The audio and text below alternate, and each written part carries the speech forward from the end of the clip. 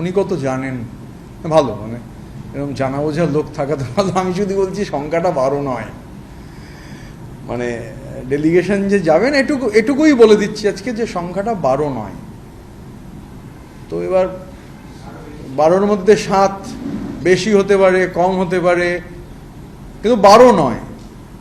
আমরা একটু আসলে কুণালবাবুও যেহেতু আমাদের সঙ্গে যোগাযোগে আছেন, তো সেই জন্য কেউ একটা ওনাকে 12 বলে দিয়েছিল, উনি তার মধ্যে 12-র মধ্যে 7 বসিয়েছেন, কিন্তু ওনাকে সব ইনফরমেশন আমরা ডাইভালজ করি না, যার ফলে শুধু এটুকু বলছি ওটা 12 নয়।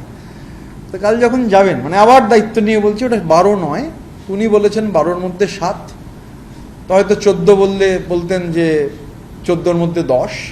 তো উনি যা বলে খুশি থাকুন না, সমস্যার কি আছে। তো মানে এত ওনাকে গুরুত্ব দেওয়ার কোনো প্রয়োজন আছে বলে মনে হয় না আর কি। আমরা আমাদের বিরোধী যে চিফ হুইপ, তিনি একটা চিঠি দিয়েছিলেন, সেটা তো তিনি জানিয়েইছেন। সেই চিঠির ভিত্তিতে একটা ডেলিগেশন যাবে, তো সেই ডেলিগেশনের তবে সংখ্যাটা আবার বলছি 12 নয়।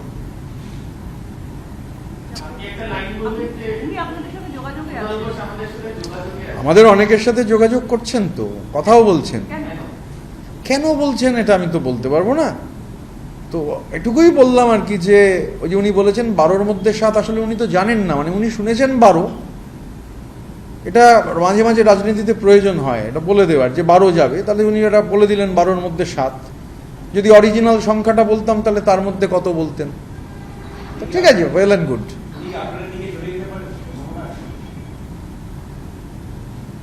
মানে উনি আমাদের দিকে, এখন যেটা কাল কি হবে আমি তো বলতে পারবো না।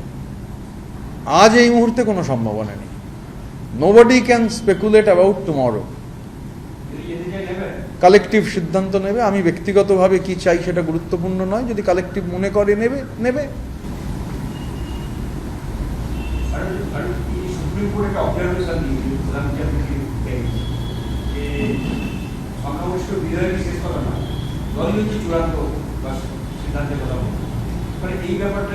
ওটা 3 জন বিচারপতির, মানে প্রধান বিচারপতির নেতৃত্বে 3 জন বিচারপতির একটা বেঞ্চ। আপনারা যদি যে কোনো মামলা দেখেন, অসংখ্য অবজারভেশন থাকে, আর ওটা একজন ইন্ডিভিজুয়াল বিচারপতির অবজারভেশন। যখন রায় হবে তখন দেখা যাবে, মানে ইন্ডিভিজুয়াল অবজারভেশন যে কোনো মামলা চলে। লাইভ ল বলে একটা খুব পপুলার টুইটে, এক্স হ্যান্ডেলে গোটা মানে পুরোটাই পড়া যায়। তো observation is not ruling, observation is observation. এবং 3 member bench headed by the chief justice of India. তো সুতরাং একজন ব্যক্তি বিচারপতি ইন্ডিভিজুয়ালি কিছু একটা অবজার্ভ করতেই পারেন, বেঞ্চ কিছু অবজার্ভ করেনি।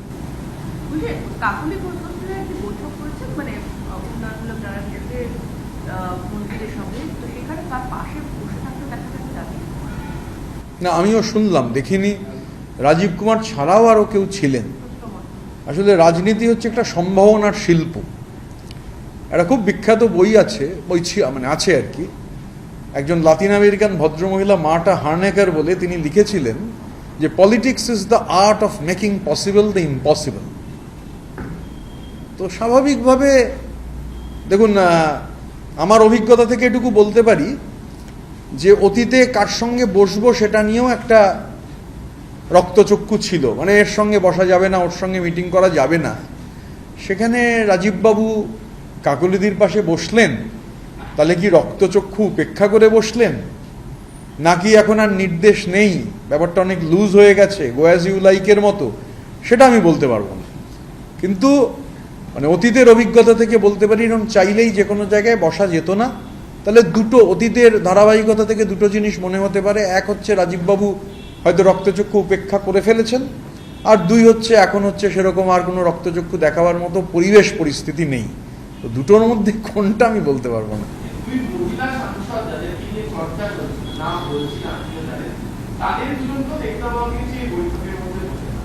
আমি তো ওই একই কথা বলছি আর কি, আলটিমেটলি সবসময় বজ্রআটুনি ফসকাগেরও হয়। তো অতীতে মানে আমার অভিজ্ঞতা হচ্ছে, আমি চেয়ারম্যানের সঙ্গে দেখা করতে গিয়ে আই ওয়াজ স্কোল্ডেড। আমার মোবাইলে ছবি পাঠিয়ে কতগুলো কোয়েশ্চেন মার্ক জোকারটা পাঠিয়েছিল। তো পরিস্থিতি যা ছিল, কার সঙ্গে মানে এরমভাবে কোথাও যাওয়া যেত না আর কি। মানে দেয়ার ওয়ার ডিকটেশনস। তো এখন আমি আর এমপি নই, মানে ওখানে হাউসের কি পরিস্থিতিতে এরা গিয়ে বসেছেন, কেন বসেছেন, আমি দুটো সম্ভাবনা আমার মাথায় আসছে। এক হচ্ছে যে রক্তচক্ষু হয়তো সবাই আর মানছেন না, যা পরিবেশ পরিস্থিতি হয়েছে, বা এরমও হতে পারে যে রক্তচক্ষু আর দেখাবার মতো পরিবেশ পরিস্থিতিও নেই। দুটোর মধ্যে কোনটা আমি বলতে পারবো না, কিন্তু যেটা হয়েছে ঘটনাচক্রে দেখা যাচ্ছে যে এরা তিনজন বসে আছে। ভালো তৃণমূল, খারাপ তৃণমূল, এই বাছাই আর বিশেষভাবে হবে না। যেখানে যেরকম প্রয়োজন সেরকম ভাবে তৃণমূলের লোকেদের প্রয়োজন ব্যবহার করা হবে বিজেপির সূত্রে। এখন বিজেপির সূত্র নিয়ে আমি কেন কমেন্ট করতে যাব? আমি বিজেপি বিরোধী একটা রাজনৈতিক অবস্থানে। এবার বিজেপির কেউ আবার মানে সূত্র, মানে এই যে যেমন কুণাল ঘোষের বিশেষ সূত্র, তেমন বিজেপির বিশেষ সূত্র, স্বাভাবিকভাবে এটা নিয়ে কমেন্ট করবার কোনো প্রয়োজনীয়তা আছে বলে মনে করি না।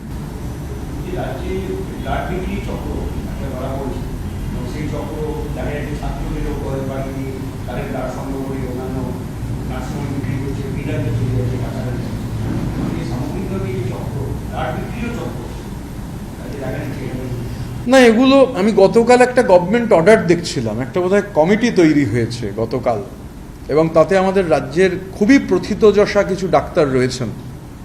ডক্টর নারায়ণ ব্যানার্জির মতো প্রথিতযশা ডাক্তারের নাম আমি দেখছিলাম, ডক্টর শ্যামাশিস বন্দ্যোপাধ্যায়ের নাম দেখছিলাম, ওখানে আমাদের কলকাতার প্রাক্তন নগরপাল রিটায়ার্ড আইপিএস শ্রী গৌতম মোহন চক্রবর্তীর কথা দেখছিলাম। যে নামগুলো দেখেছি এরা সবাই প্রথিতযশা, এবং এরা কেউ হচ্ছে কোনো কোটায়ও হচ্ছে ডাক্তারি পড়েননি, বা মানে এদের মেধা সম্পর্কে কোনো প্রশ্ন নেই, মানুষ এদের মেধাকে সম্মান জানায়। তো আপনি এটা বললেন, আমিও এদের অনেকের সঙ্গেই আমার ব্যক্তিগত পরিচয় আছে, আমিও এদের অনুরোধ করবো এই কমিটি যখন হয়েছে এই কমিটি নিশ্চিতভাবে, এবং যেহেতু মানে কোটার কেউ নেই, মানে যে নামগুলো দেখতে পেয়েছি মানে তারা সব ডয়েন্স, মানে অন্তত ডাক্তারির ক্ষেত্রে ডক্টর নারায়ণ ব্যানার্জি একজন ডয়েন, ডক্টর শ্যামাশিস বাবু একজন ডয়েন। তো এই ডয়েনদের নাম যেহেতু দেখেছি, আমি আশা রাখি এই কমিটি এই সমস্ত বিষয়ের ওপর নিশ্চিতভাবে নজর দেবে। সুমিত রায়, তাকে নিয়ে আজকে সুপ্রিম কোর্ট বলছেন যে সুমিত রায়ের ক্ষেত্রে তাকে স্বস্তি দিচ্ছেন যে আপনি আসুন, এর সামনে দাঁড়ান, আপনাকে গ্রেফতার করা হবে না। তো আমরা আশা করতে পারি সুপ্রিম কোর্টের এই রায়ের পর সুমিত রায় অন্তর্ধান রহস্যে জবনিকা পড়বে।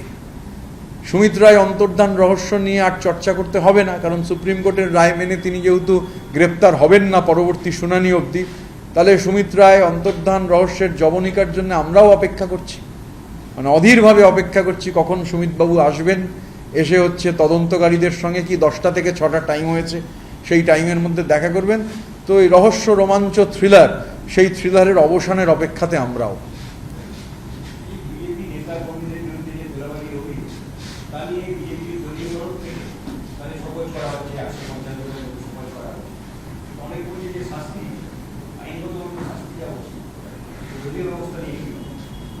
দেখুন, বিজেপির আভ্যন্তরীণ স্ট্রাকচার, বিজেপি কি করবে সেটা বিজেপির ব্যাপার, এটা আপনাকে বিজেপিকে জিজ্ঞাসা করতে হবে, আমি এখানে এটা বলতে পারবো না। আমাদের যে বলবার আছে, আমরা মাননীয় মুখ্যমন্ত্রীকে অ্যাসেম্বলি ওয়াইজ এই তোলাবাজি জরিমানা যাদের নাম রয়েছে, আমরা তো আর বিজেপিকে দিতে যাব না, আমরা রাজ্যের প্রশাসনিক যিনি প্রধান তাকে আমরা আমাদের পরিষদীয় দলের পক্ষ থেকে সেটা দিয়ে দেবো। কালকের বৈঠকে এটা এজেন্ডা নয়, এখন কালকের এজেন্ডা না থাকলেও হয়তো কথার মানে কালকের বৈঠকে এই লিস্ট আমরা নিয়ে যাচ্ছি না, কালকের বৈঠকের একটা স্পেসিফিক এজেন্ডা আছে, সেই এজেন্ডায় আমরা মিটিং করি।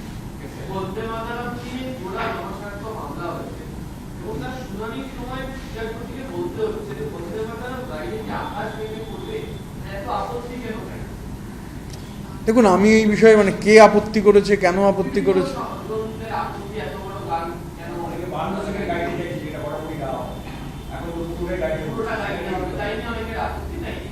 এখন কার আপত্তি তো বলতে পারবো না। এই তো ধরুন বিধানসভার এই অধিবেশনে বা আগের অধিবেশনে একাধিকবার গাওয়া হয়েছে, আমরা সবাই দাঁড়িয়ে উঠে গেয়েছি।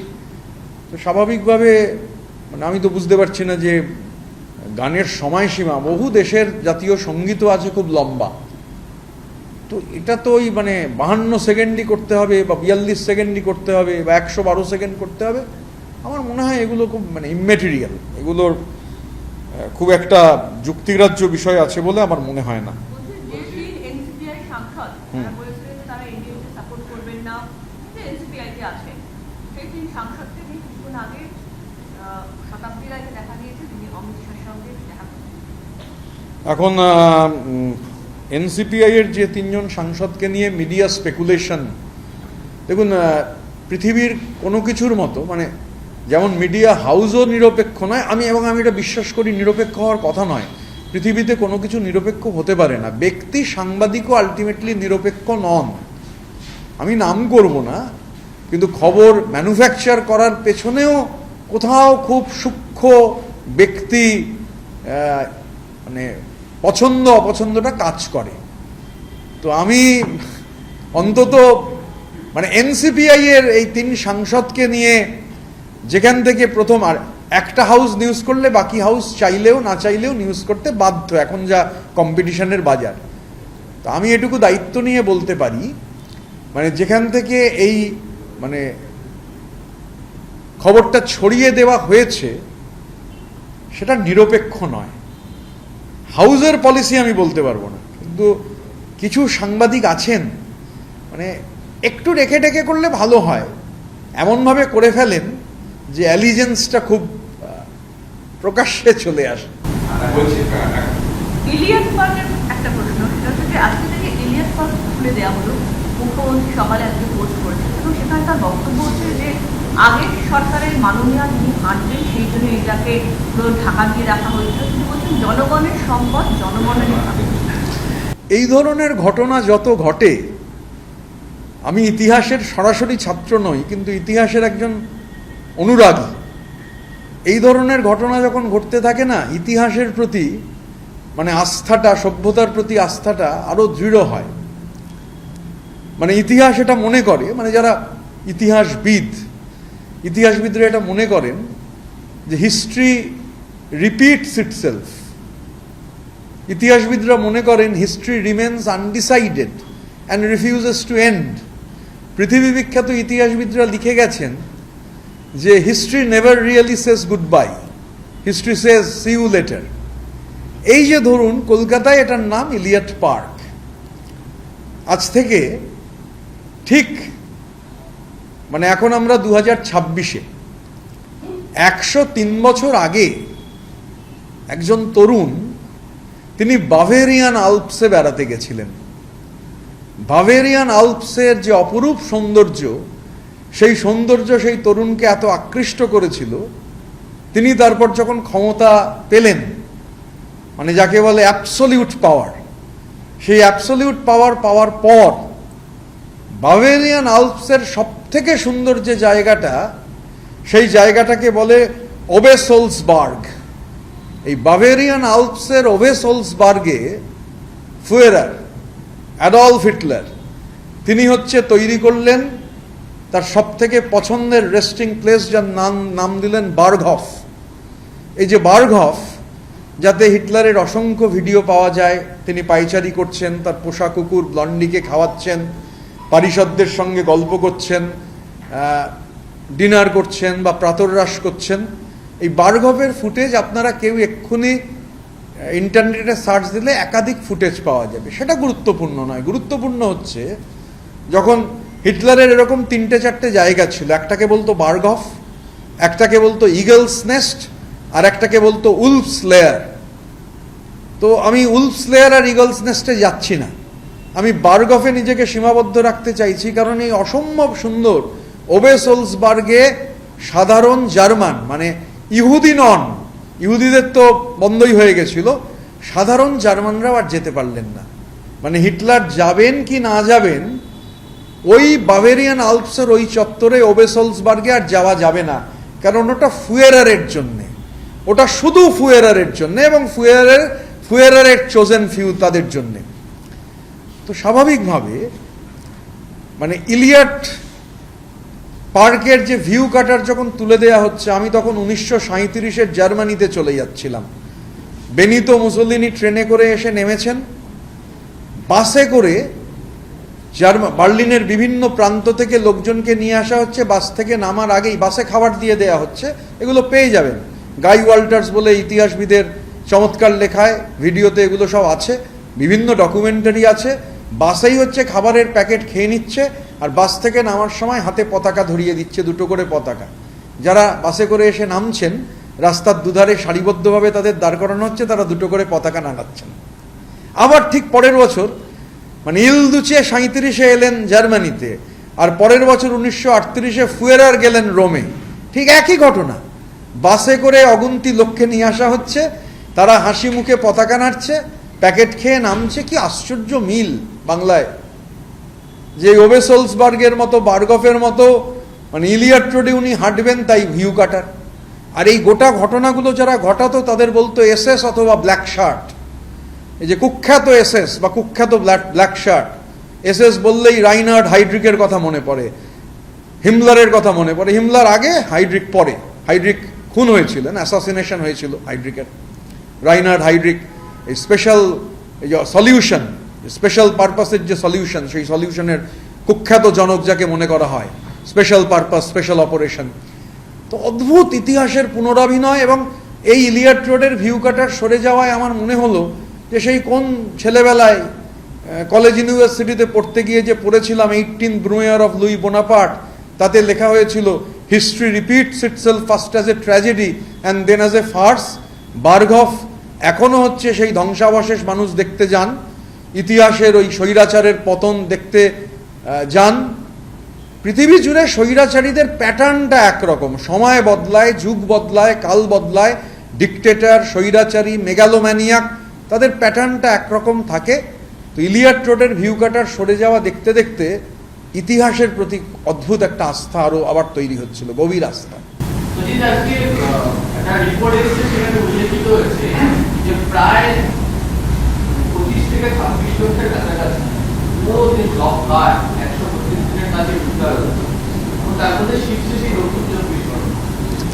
দেখুন, আমি একটা কথা বলছি, এটা এখন আমরাও বুঝতে পারছি আর কি, যত সামনে আসছে বা আরো হয়তো আসবে, অনেকে বলছেন টিপ অফ দি আইসবার্গ, এটা খুব একটা অর্গানাইজড লুট অ্যান্ড প্লান্ডার। আমি আবার খুব সচেতনভাবে বলছি, এটা একটা যা দেখছি এক কথায় বলতে হয় অর্গানাইজড লুট অ্যান্ড প্লান্ডার। মানে অর্গানাইজড লুট অ্যান্ড লিগালাইজড প্লান্ডার। এই যে অর্গানাইজড লুট অ্যান্ড লিগালাইজড প্লান্ডার, লুটটা অর্গানাইজড আর সেটাকে লিগাল একটা ফ্রেমওয়ার্ক দেওয়া হয়েছে। তাহলে এই যে অর্গানাইজড লুট অ্যান্ড লিগালাইজড প্লান্ডার, এই প্লান্ডার যাদের নেতৃত্বে হয়েছে, এবং তারা একজন দুজন তো নন, একটা অর্গানাইজড লুট এবং লিগালাইজ প্লান্ডার বাস্তবায়ন করতে হলে তার একটা ঠ্যাঙারে বাহিনী লাগে, এসএস এবং ব্ল্যাক শার্টের মতো। ওই দুজন মাথা আর তার সঙ্গে এই ঠ্যাঙারে বাহিনী সবাইকেই আতশ কাচের তলায় আনা হোক, কেউ যাতে ছাড় না পান। মানে ওই অভয়ারণ্যের মধ্যে থাকা পিসি ভাইপো সহ যে ঠ্যাঙারে বাহিনীর যারা বিভিন্ন ধরনের প্রধান, মানে 100 বছর আগে যাদের নাম ছিল হিমলার, গোয়েবেলস, গোয়েরিং, রেইনার্ড হাইড্রিক, অ্যাডলফ আইকম্যান, তাদের নামগুলো 100 বছর বাদে পাল্টে গেছে। তো পাল্টে যাওয়া সেই সমস্ত নামেদের কিছু কিছু নাম প্রকাশ্যে এসেছে।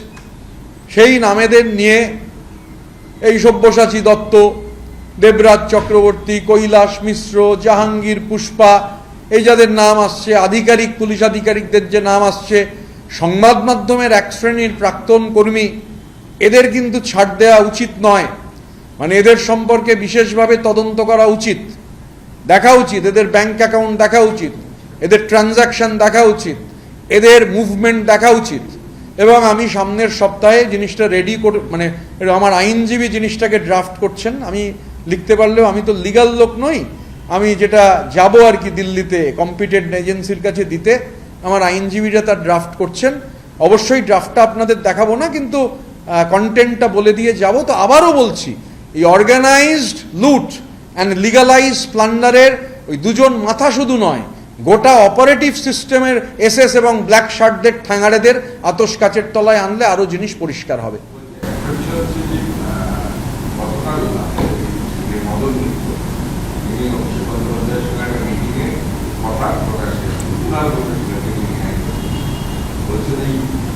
না, কুণালবাবু কিন্তু ঠিক ডিনাই করেননি, আমি তো আপনার সংবাদ মাধ্যমে দেখলাম।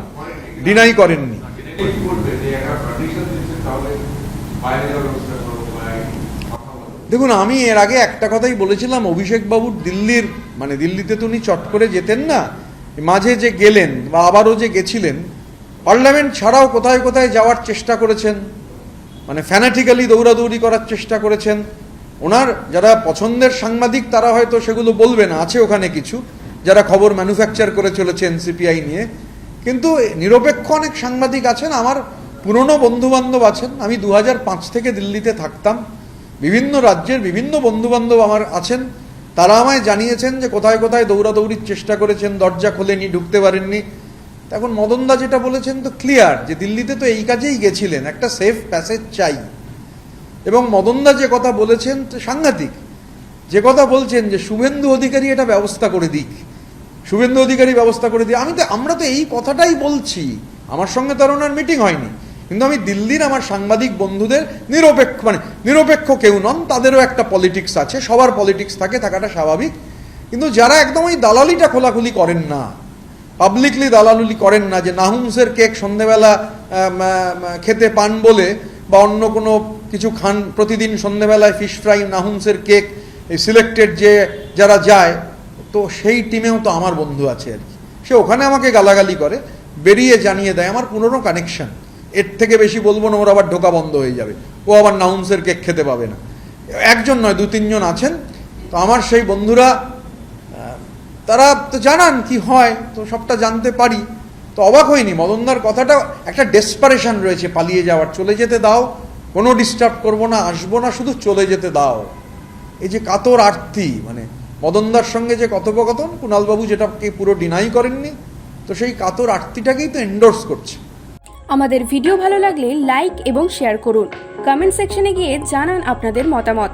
আরও ভিডিও পেতে আমাদের চ্যানেল সাবস্ক্রাইব করুন এবং প্রতি মুহূর্তে খবরের আপডেট পেতে প্রেস করুন বেল আইকন।